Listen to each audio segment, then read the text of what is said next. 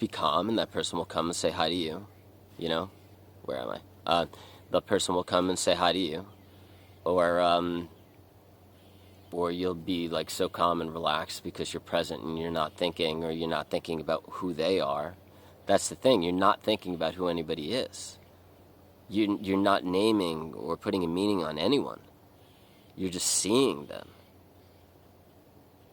And you realize that what they're in is just this gimmick, or they're in this thing where they feel like they need to play a role.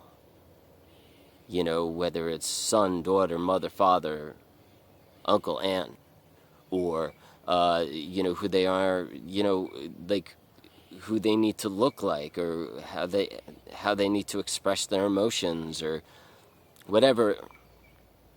It's all done with a way to either conform or free themselves from the pain, or be different, or be noticed, or be seen, or not be seen, depending on who they are and what state they're in, right? So if you could understand all of that, and you understand everybody has this thing going on where they call it a superior and interior, whatever they call it in psychology. I don't like to get into wordy stuff. But everybody has, let's just call it a gimmick, right? Or this identity. We'll call it an identity. Gimmick is like harsh words. We'll call it an identity. Everybody has this identity.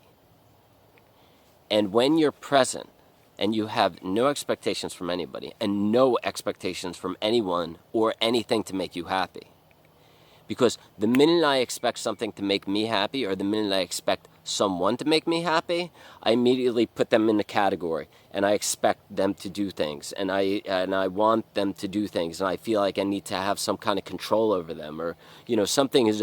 You're always attached to that person.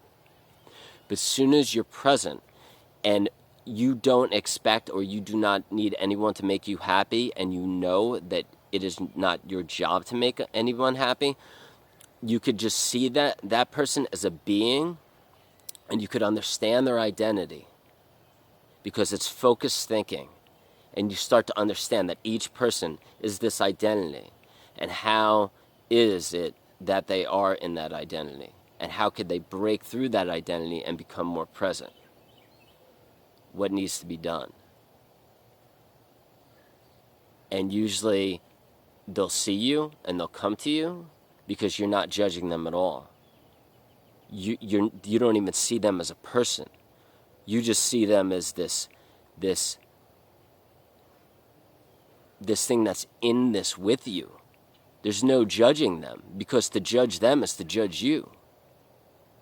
Because you're in this together. You're in this with them. They're the same person as you.